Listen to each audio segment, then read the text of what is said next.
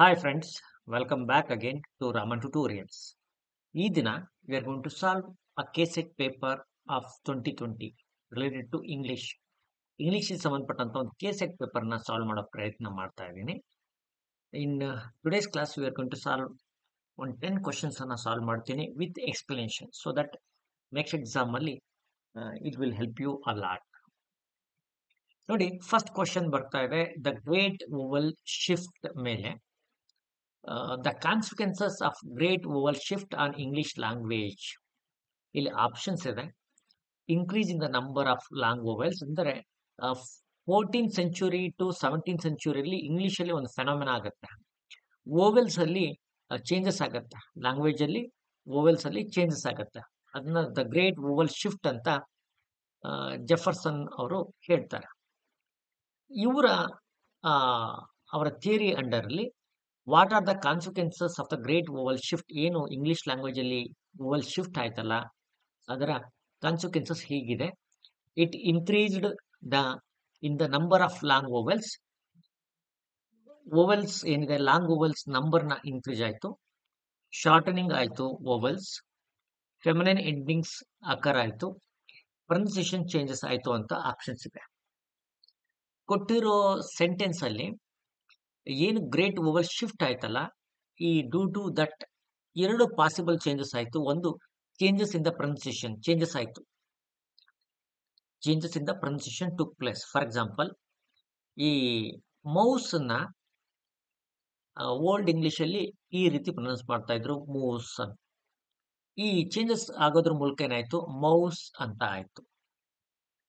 ಈ ಬೂಟ್ ಏನಿದೆ ಅದನ್ನ ಈ ರೀತಿ ಪ್ರೊನೌನ್ಸ್ ಮಾಡ್ತಾ ಇದ್ರು, ಜಸ್ಟ್ ಲೈಕ್ ಬೋಟ್, ಬೋಟ್ ತರ ಪ್ರೊನೌನ್ಸ್ ಮಾಡ್ತಾ ಇದ್ರು. ಅದು ಚೇಂಜಸ್ ಆಗಿ ಇದು ಬೂಟ್ ಅಂತ ಆಯ್ತು. ಹೀಗೆ ಚೇಂಜಸ್ ಎಲ್ಲ ಆಯ್ತು. ಇದೇನಾಯ್ತು, ವೋವೆಲ್ಸ್ ಶಾರ್ಟನಿಂಗ್ ಆಯ್ತು, ಪ್ರೊನೌನ್ಸಿಯೇಷನ್ ಚೇಂಜ್ ಆಯ್ತು. ಟೂ ಪಾಸಿಬಲ್ ರೀಸನ್ಸ್ ಇದೆ. ಈ ಎರಡು ರೀಸನ್ ಒಳಗೊಂಡಿರುವಂತದ್ದು option B is the right answer. ನೋಡಿ, ವೋವೆಲ್ಸ್ ಏನಾಯ್ತು, ದ ಗ್ರೇಟ್ ವೋವೆಲ್ ಶಿಫ್ಟ್ ಇಂದಾಯ್ತು didn't yield in the increase in long vowels. Long vowels increase ಆಗಲಿಲ್ಲ ಅಥವಾ ಫೆಮಿನೈನ್ ಎಂಡಿಂಗ್ಸ್ ಬರಲಿಲ್ಲ. ರಾದರ್ ಇದು ವೋವೆಲ್ಸ್ ಶಾರ್ಟನಿಂಗ್ ಆಯ್ತು ಮತ್ತೆ ಪ್ರೊನೌನ್ಸಿಯೇಷನ್ ಚೇಂಜಸ್ ಕೂಡ ಆಯ್ತು. ಅದನ್ನೇ ಆಪ್ಷನ್ ಬಿ ರಿಫ್ಲೆಕ್ಟ್ ಮಾಡುತ್ತೆ. What is great vowel shift ಅಂದ್ರೆ it is a ಫೆನಮಿನಾ, it's a major change in the pronunciation of English language that took place between 1350 to 1700. ಇದ್ರ ಬಗ್ಗೆ ಫಸ್ಟ್ ಸ್ಟಡಿ ಮಾಡಿದಂತಹ credit goes to Otto Jespersen. He is a Danish linguist who studied about this phenomena around early in the 20th century. ಅವರು ಮಾಡ್ತಾರೆ. He noticed that pronunciation changes happened, just like boot. Now we pronounce boot, but earlier it was pronounced like this boat. Mouse we say now, but earlier it was moose. Name, earlier it was naam. Like that changes, ಇದೆಲ್ಲ changes ಆಯ್ತು. ಇದನ್ನು great vowel shift ಅಂತ ಹೇಳ್ತಾರೆ. ಅದ್ರ ಬಗ್ಗೆ ನಾವು discuss ಮಾಡಿದ್ವಿ. Second ಬರ್ತಾ ಇದೆ code mixed text. What is code mixed text ಅಂತ. ಹಿಯರ್ ಇಲ್ಲಿ ಸಾಕಷ್ಟು ಆಪ್ಷನ್ಸ್ ಇದೆ. ಇದರಲ್ಲಿ ಬೆಸ್ಟ್ ಆನ್ಸರ್ಸ್ ಅಂತಂದ್ರೆ option number A. Both uses the both first and second language. Usually code mixed ಒಳಗೆ ಏನಾಗುತ್ತೆ, ಫಸ್ಟ್ ಲ್ಯಾಂಗ್ವೇಜ್ ಮತ್ತು ಸೆಕೆಂಡ್ ಲ್ಯಾಂಗ್ವೇಜ್ ಎರಡನ್ನೂ ಯೂಸ್ ಮಾಡ್ತಾರೆ. ಹೇಗೆ ಅಂತಂದ್ರೆ ನಾವು ಹೇಳ್ತೀವಿ ಕಾಲ್ ಮಾಡಿ ಅಂತ ಹೇಳ್ತೀವಿ, ಮೆಸೇಜ್ ನೋಡಿ ಅಥವಾ ಮೆಸೇಜ್ ಹಾಕಿ ಅಂತ ಹೇಳ್ತೀವಿ. ಇದನ್ನೆಲ್ಲ ನಾವೆಲ್ಲ ಮಾಡೋ ಕೆಲಸ. ಅಂದ್ರೆ ಎರಡು ಲ್ಯಾಂಗ್ವೇಜ್ಗಳನ್ನ ಇಂಗ್ಲಿಷ್ ಮತ್ತು ಕನ್ನಡ ಮಿಕ್ಸ್ ಮಾಡ್ತೀವಿ, ಇಂಗ್ಲಿಷ್ ಮತ್ತು ಕನ್ನಡ ಮಿಕ್ಸ್ ಮಾಡ್ತೀವಿ. ಹೀಗೆ ಮೆಸೇಜ್ ಮಾಡುವಾಗ ಮತ್ತೆ ಯಾವುದೇ ಟೆಕ್ಸ್ಟ್ ಬರೆಯುವಾಗ ನಾವೇನ್ ಮಾಡ್ತೀವಿ, ಯೂಶಲಿ ಎರಡು ಲ್ಯಾಂಗ್ವೇಜಸ್ ಅನ್ನ ಮಿಕ್ಸ್ ಮಾಡಿ ಬರಿತೀವಿ. ಇದನ್ನ ಕೋಡ್ ಮಿಕ್ಸ್ಡ್ ಟೆಕ್ಸ್ಟ್ ಅಂತ ಕರೀತಾರೆ. ಇದಲ್ದಂಗೆ ಬೇರೆ ಬೇರೆ ಫೆನಾಮಿನಾ ಕೂಡ ಇದೆ. ಯೂಶಲಿ ಸ್ಪ್ಯಾನಿಷ್ ಅಲ್ಲಿ ಐ ಆಮ್ ಗೋಯಿಂಗ್ ಟು, ಒಂದು ಎಕ್ಸಾಂಪಲ್ ತಗೊಂಡ್ರೆ ಐ ಆಮ್ ಗೋಯಿಂಗ್ ಟು ಟಿಂಡಾ ಟು ಬೈ ಸಮ್ ಮಿಲ್ಕ್. ಇಲ್ಲಿ ಟಿಂಡಾ ಅಂತಂದ್ರೆ ಸ್ಟೋರ್ ಅಂತ. ಇಲ್ಲೇನ್ ಮಾಡ್ತಾರೆ, ಇಂಗ್ಲಿಷ್ ಜೊತೆಗೆ ಸ್ಪ್ಯಾನಿಷ್ ಅನ್ನು ಮಿಕ್ಸ್ ಮಾಡ್ತಾರೆ. ಹಾಗೆ ಕೋಡ್ ಸ್ವಿಚಿಂಗ್ ಕೂಡ ಇದೆ. ಕೋಡ್ ಸ್ವಿಚಿಂಗ್ ಅಂದ್ರೆ ಒಂದು ಸೆಂಟೆನ್ಸ್ ಆರ್ ಟೂ ಸೆಂಟೆನ್ಸ್ ಒಂದು ಲ್ಯಾಂಗ್ವೇಜ್ ಅಲ್ಲಿ, ಇನ್ನು two sentence or one sentence ನ ಇನ್ನೊಂದು ಲ್ಯಾಂಗ್ವೇಜ್ ಅಲ್ಲಿ ಈ ರೀತಿ ಮಿಕ್ಸ್ ಮಾಡ್ತಾರೆ. Usually Bangaloreans do such kind of things mixing ಮಾಡ್ತಾರೆ. ಯೂಶಲಿ ಫ್ಲೋ ಅಲ್ಲಿ ಕನ್ನಡ ಇಂಗ್ಲಿಷ್ ಮಿಕ್ಸ್ ಮಾಡ್ತಾ ಮಾಡ್ತಾ ಮಾತಾಡ್ತಾರೆ. ಬಾರೋಯಿಂಗ್ ಕೂಡ ನಡೆಯುತ್ತೆ ಲ್ಯಾಂಗ್ವೇಜ್ ಅಲ್ಲಿ. ಫ್ರಮ್ ಅದರ್ ಲ್ಯಾಂಗ್ವೇಜ್ ಇಂದ ನಾವು ಒಂದು ವರ್ಡ್ ಅನ್ನ ತಗೊಂಡು ನಮ್ಮ ಒಂದು ಫ್ಲೇವರ್ ನ ಆಡ್ ಮಾಡ್ತೀವಿ. For example bus, it's English word, ಇದನ್ನ ನಾವೇನ್ ಮಾಡಿದ್ವಿ, ಬಸ್ಸು ಮಾಡಿದ್ವಿ. ಬಸ್ಸು. ಕಾರ್ನ ಕಾರು ಮಾಡಿದ್ವಿ. ಈ ಮೂಲಕ ಮಾಡೋದ್ರ ಮೂಲಕ ನಾವೇನ್ ಮಾಡಿದ್ವಿ, ಫಾರಿನ್ ವರ್ಡ್ಸ್ ಅನ್ನ ನಮ್ಮ ಈ ಕನ್ನಡ ವರ್ಡ್ಸ್ ಆಗಿ ಮಾಡ್ಕೊಂಡ್ವಿ. This is called borrowing. ಇದು ಕೂಡ ಪಾರ್ಟ್ ಆಫ್ ಲ್ಯಾಂಗ್ವೇಜ್ ಅಲ್ಲಿ ನಡೀತಾ ಇರುತ್ತೆ. ಹಾಗೆ ಇಂಟರ್ಫರೆನ್ಸಸ್ ಏನಾಗುತ್ತೆ ಅಂತಂದ್ರೆ, some features of a language, mother tongue influence ಏನ್ ಮಾಡುತ್ತೆ, ಇನ್ನೊಂದು ಲ್ಯಾಂಗ್ವೇಜ್ ಮೇಲೆ ನಡೆಯುತ್ತೆ. ಯೂಶಲಿ ಮಿಕ್ಸ್ ಮಾಡ್ತಾ ಇರ್ತೀವಿ. This is tend to happen. Code mixing ಬಂದು ಎಕ್ಸಾಂಪಲ್ ಕೊಡೋದಾದ್ರೆ, ಮೈ ಕಲ್ ಮೂವಿ ದೇಖ್ನೆ ಜಾऊंगी ಅನ್ನುವಂತ ಒಂದು ಸೆಂಟೆನ್ಸ್ ಅಲ್ಲಿ ಈ ಮೂವಿ ಅನ್ನೋದು ಸಡನ್ ಆಗಿ ಒಳಗಡೆ ಎಂಟರ್ ಆಗಿದೆ. ಇದು ಕೋಡ್ ಮಿಕ್ಸಿಂಗ್ ಗೆ ಎಕ್ಸಾಂಪಲ್ ನಾವು ಕೊಡಬಹುದು. ಹಾಗೆ third question, language teaching methods ಮೇಲೆ ಕ್ವಶನ್ಸ್ ಕೇಳಿದ್ದಾರೆ.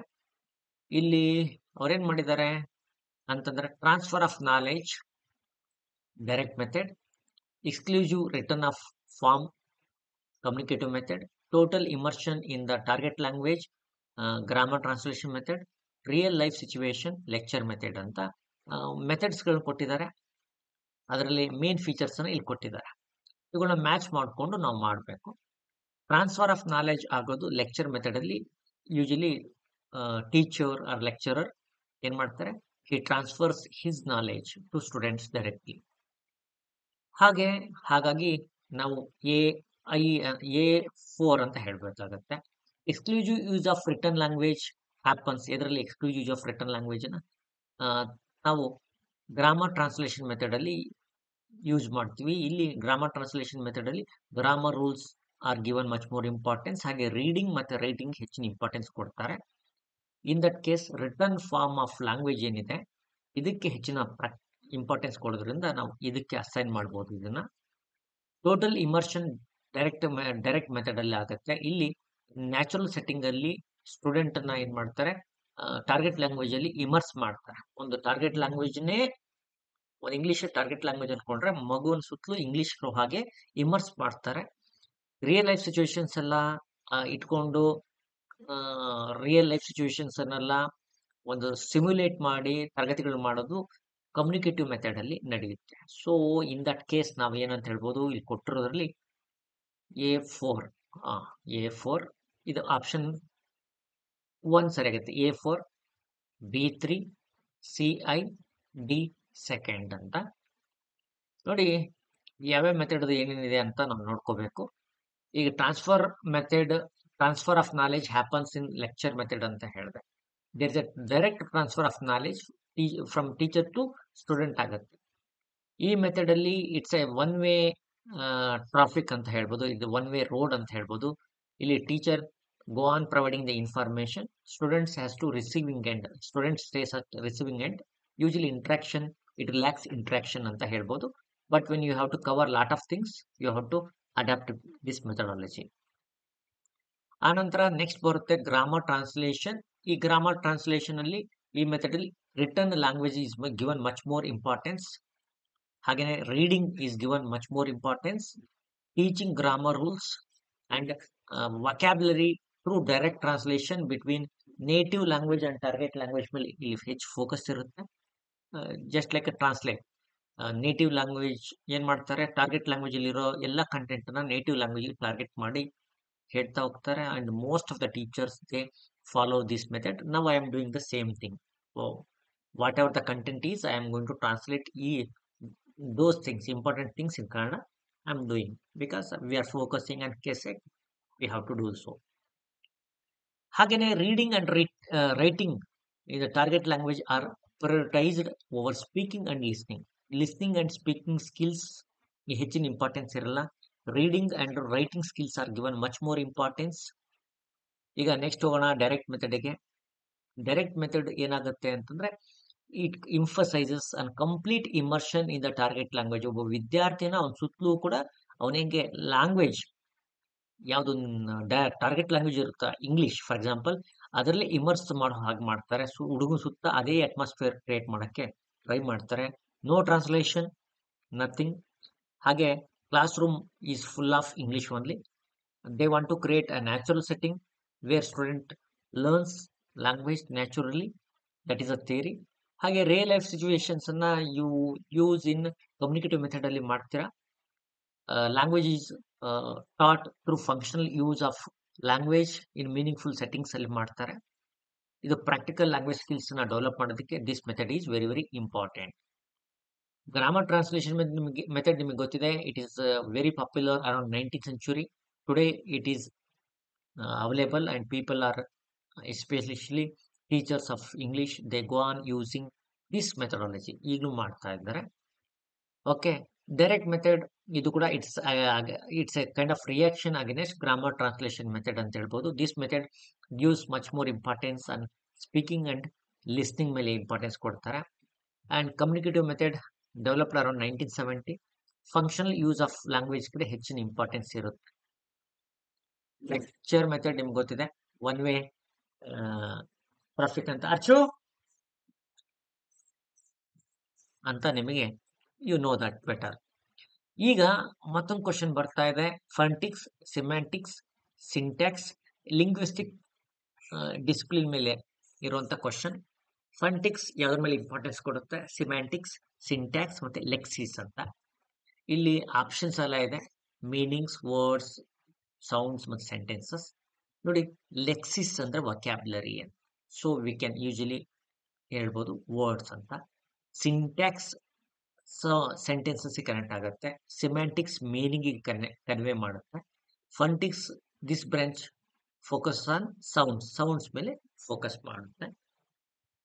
So in that case A3, B semantics meaning B1, syntax sentences, C4, D3, okay, Lexis D2. ಇದು ಫಸ್ಟ್ ಏನಿದೆ ಕೊಟ್ಟಿರೋ ಆಪ್ಷನ್ಸ್ ಅಲ್ಲಿ first one is a better one ಅಲ್ವೇನ್ರಿ, ದೇ ಮ್ಯಾಚ್ ಆಗ್ತಾ ಇರೋದು. Let's know more in detail about phonetics. Phonetics is a study of speech sounds. Study of the speech sounds ಅನ್ನ ನಾವೇನಂತ ಕರಿಬಹುದು, we can put it phonetics. ಇಲ್ಲಿ sounds ಅನ್ನ ನಾವು ಹೆಚ್ಚು ಇಂಪಾರ್ಟೆನ್ಸ್ ಸ್ಟಡಿ ಮಾಡ್ತೀವಿ. ಇದರಲ್ಲಿ ದೇರ್ ಆರ್ ಸಬ್ ಬ್ರಾಂಚಸ್ ಕೂಡ ಇದೆ. ಓಕೆ, ಸಬ್ ಬ್ರಾಂಚಸ್ ಕೂಡ ಇದೆ, ಬಟ್ ಮೇಜರ್ಲಿ ಏನ್ ಮಾಡ್ತೀವಿ, physical properties of a speech sounds ಅನ್ನ ವಿ ಸ್ಟಡಿ ಮಾಡ್ತೀವಿ. How they are pronounced, how they are produced, how they are transmitted, how they are perceived ಅನ್ನೋದ್ರ ಬಗ್ಗೆ we go on studying. When it comes to semantics ಅಂದಾಗ, semantics is a study of meaning in a language. Okay, ಇದು ನಾವು ಇಲ್ಲಿ study of meaning ಅನ್ನ ಹೆಚ್ಚು focus ಮಾಡ್ತೀವಿ. ಹಾಗೆ ಸಿಂಟ್ಯಾಕ್ಸ್, ಇಲ್ಲಿ ಸೆಂಟೆನ್ಸ್ ಸ್ಟ್ರಕ್ಚರ್ಸ್ ಬಗ್ಗೆ ವರ್ಕ್ ಮಾಡ್ತೀವಿ. SV ಫಾರ್ಮ್ ನ ಹೇಗೆ ಯೂಸ್ ಮಾಡ್ತೀವಿ, ಅದರ್ ಫಾರ್ಮ್ಸ್ ಎಲ್ಲ ಏನಿದೆ ಅದು ಹೇಗೆ, ಫಾರ್ಮೇಶನ್ ಆಫ್ ಸೆಂಟೆನ್ಸಸ್ ಹೇಗಾಗುತ್ತೆ, how they R combined, when they are combined together, what the meaning they convey ಅನ್ನೋದನ್ನ ನಾವು ಅರ್ಥ ಮಾಡ್ಕೊಳ್ತೀವಿ ಸಿಮ್ಯಾಂಟಿಕ್ಸ್ ಅಲ್ಲಿ. ಬಟ್ ಇಲ್ಲಿ ಹೇಗೆ combination of words go together ಅನ್ನೋದನ್ನ ಇಲ್ಲಿ ಡಿಸ್ಕಸ್ ಮಾಡ್ತೀವಿ. ಲೆಕ್ಸಿಸ್ ಅಂದ್ರೆ ಮೀನಿಂಗ್ಸ್ ಅಂತ, ವರ್ಡ್ಸ್ ಅಂತ ನಿಮಗೆ ಗೊತ್ತಿದೆ. ಇಲ್ಲಿ stock of words, it deals with the stock of words in a given language and its properties ಬಗ್ಗೆ ಸ್ಟಡಿ ಮಾಡುತ್ತೆ. We can say lexis means study vocabulary of language ಅಂತ. ಹಾಗೇನೆ ನೆಕ್ಸ್ಟ್ ಕ್ವಶನ್ ಇದೆ, Ferdinand de Saussure's concept of langue. ಇದು ಕೂಡ linguistic ಸಂಬಂಧಪಟ್ಟಿರುವಂತ ಒಂದು question. ಈ questions ಅಲ್ಲಿ ಏನ್ ಕೇಳ್ತಾ ಇದಾರೆ ಅಂದ್ರೆ, Ferdinand de Saussure argued that the units in a language are. ಅವ್ರ ಪ್ರಕಾರ units in a langue are, ಲ್ಯಾಂಗ್ವಾದಲ್ಲಿ ಯೂನಿಟ್ಸ್ ಯಾವುದು ಅಂತ. ಇಲ್ಲಿ ಇಷ್ಟೆಲ್ಲ ಆಪ್ಷನ್ಸ್ ಕೊಟ್ಟಿದ್ದಾರೆ. ಬೆಸ್ಟ್ ಆಪ್ಷನ್ ನಂಬರ್ 1 ಏನಿದೆ, ಕಾಂಟ್ರಾಸ್ಟಿವ್ ಅಂಡ್ ರಿಲೇಷನಲ್ ಅನ್ನುವಂಥದ್ದು. ಈ ಫರ್ಡಿನೆಂಡ್ ಡಿ ಸಸೂರ್ ಇವ್ರ ಪ್ರಕಾರ ಕಾಂಟ್ರಾಸ್ಟಿವ್ ಅಂಡ್ ರಿಲೇಷನಲ್ ಏನಿದೆ, these 2 things play major role ಅಂತ ಹೇಳ್ತಾರೆ. ಹಾಗಾಗಿ ಅವರ ವ್ಯೂ ಪ್ರಕಾರ ಅವೇ ಯೂನಿಟ್ಸ್ ಆಫ್ ಲ್ಯಾಂಗ್ವೇಜ್ ಆಗುತ್ತೆ. ಇಲ್ಲಿ ಕಾಂಟ್ರಾಸ್ಟಿವ್ ಅಂತಂದ್ರೆ refers to the idea that linguistic units are defined by their differences from other units. ಬೇರೆ ಒಂದು ಸೆಂಟೆನ್ಸ್ ಅಲ್ಲಿ ಬೇರೆ ಯೂನಿಟ್ಸ್ ಎಲ್ಲ ಬರುತ್ತೆ, ಆ ಯೂನಿಟ್ಸಿಗೂ ನೀವು ಇನ್ನೊಂದು ಯೂನಿಟ್ ನಡುವೆ ಡಿಫ್ರೆನ್ಸಿಯೇಷನ್ ಏನು ಕಂಡುಹಿಡಿತೀವಿ, ಅದೇ ಡಿಫ್ರೆನ್ಸಿಯೇಷನ್ ಕಾಂಟ್ರಾಸ್ಟಿವ್ ಅಂತ ಹೇಳ್ತಾರೆ. ಅಟ್ ದ ಸೇಮ್ ಟೈಮ್ ಒಂದು ರಿಲೇಷನಲ್ ಅನ್ನುವಂಥ ಮತ್ತೊಂದು ಕಾನ್ಸೆಪ್ಟ್ ಅನ್ನು ಅವ್ರು ಹೇಳ್ತಾರೆ. ಈ ರಿಲೇಷನಲ್ ಅಂತಂದ್ರೆ the value of each unit is determined by it's relationship with other units. ಒಂದು ಯೂನಿಟ್ಗೂ ಮತ್ತೊಂದು ಯೂನಿಟ್ಗೆ ಇರುವಂತಹ ಸಂಬಂಧವನ್ನ, ರಿಲೇಷನಲ್ ಇಂಪಾರ್ಟೆನ್ಸ್ ಅನ್ನ ಇದು ಹೇಳುತ್ತೆ. ಇದ್ರ ಬಗ್ಗೆ ತುಂಬಾ ಡೆಪ್ತ್ ಅಲ್ಲಿ ಓದಿದಾಗ you come through all these concepts. Concept of parole ಮೇಲೆ ಒಂದು ಕ್ವಶನ್ ಇದೆ. What is payroll? ಪೆರೋಲ್ ಅಂದ್ರೆ ಏನು ಅಂತ ಕ್ವಶನ್ ಇದೆ. ಇಲ್ಲಿ ಆಪ್ಷನ್ಸ್ ಎಲ್ಲ ಟೂ ಮೆನಿ ಇದೆ. The right answer for this actual speech ನ ಪ್ಯಾರೋಲ್ ಅಂತ ಕರೀತಾರೆ. ಆಕ್ಚುಯಲ್ ಸ್ಪೀಚ್ ಏನ್ ಸರ್ ಆಕ್ಚುಯಲ್ ಸ್ಪೀಚ್ ಅಂತಂದ್ರೆ ನೋಡಿ, parole refers to the individual or concrete instances of language usual. ಒಬ್ಬ ಇಂಡಿವಿಜುವಲ್ ಏನ್ ಮಾಡ್ತಾನೆ, when he uses a language, then ಅವನ individual concrete instance where he uses the language is known as parole ಅಂತ ಹೇಳ್ತಾರೆ. ಪ್ಯಾರೋಲ್ ಅಲ್ಲಿ ಅವನು ಬಳಸುವಂತ ವೇರಿಯೇಷನ್ಸ್, ಇಡಿಯೋಸಿಂಕ್ರನೈಸಸ್ ಮತ್ತು ಸ್ಪೆಸಿಫಿಕ್ ಅಟರೆನ್ಸಸ್ ಏನಿದೆ, ಇವನ್ನೆಲ್ಲ ಸೇರ್ಕೊಂಡು ಏನಾಗುತ್ತೆ, ಒಬ್ಬೊಬ್ಬ ಇಂಡಿವಿಜುವಲ್ ಒಂದೊಂದು ರೀತಿ ಅದ ವರ್ಡ್ ಅನ್ನ ಅಟರ್ ಮಾಡ್ತಾರೆ. ಹಾಗೆಯೇ ಸಮ್ ಟೈಮ್ಸ್ ದೇ ಕನೆಕ್ಟ್, ತಮ್ಮದೇ ಅಂತ ಮೀನಿಂಗ್ ನ ಕನೆಕ್ಟ್ ಮಾಡ್ತಾರೆ. ಇದೆಲ್ಲ ಪ್ಯಾರೋಲ್ ಅಲ್ಲಿ ಹೇಳ್ತಾ ಹೋಗ್ತಾರೆ. ಹಾಗೆ ಮತ್ತೊಂದು ಲಿಂಗ್ವಿಸ್ಟಿಕ್ ಸಂಬಂಧಪಟ್ಟಂತ ಮತ್ತೊಂದು ಕ್ವಶನ್ ಬರುತ್ತೆ. Deep structure and surface structure, ಈ ವರ್ಡ್ಸ್ ನ ಕಾಯಿನ್ ಮಾಡಿದಂತ ವ್ಯಕ್ತಿ ಯಾರು? ಬಿ ಎಫ್ ಸ್ಕಿನ್ನರ್, ಚೋಮಸ್ಕಿ, ನೋಮ್ ಚೋಮಸ್ಕಿ, ಬೆಂಜಮಿನ್, ಹಾಗೆ ಕ್ಲೌಡ್ ಇದೆ.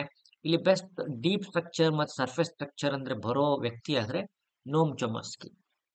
ಈ ನೋಮ್ ಚೋಮಸ್ಕಿ ಇದು ಏನ್ರೆ, ಇಲ್ಲಿ he talks about deep structures.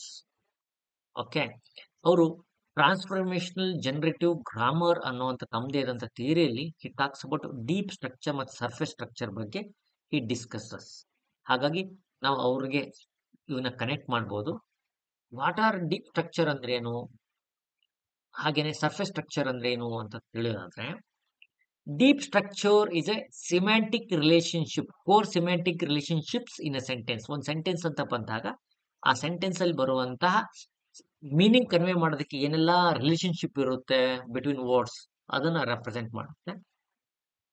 It is an abstract representation that captures the fundamental meaning and grammatical relationship. Grammatical relationship ಹೇಗೆ ಇಂಪಾರ್ಟೆಂಟು, ಹಾಗೆ ಅವು ಹೇಗೆ ಮೀನಿಂಗ್ ಕನ್ವೆ ಮಾಡ್ತವೆ. ಒಂದು ಸೆಂಟೆನ್ಸ್ ಬಂದ್ರೆ word, for example she is in Har cabin ಅಂತ ಅಂದಾಗ ಈ ಸೆಂಟೆನ್ಸ್ ಅಲ್ಲಿ ಇಲ್ಲಿ ಪ್ರಪೋಸಿಷನ್ ಇದೆ, ಹೆಲ್ಪಿಂಗ್ ವರ್ಬ್ ಇದೆ, ಪ್ರೊನೌನ್ ಇದೆ, ಪೊಸೆಸಿವ್ ಅಬ್ಜೆಕ್ಟಿವ್ ಇದೆ.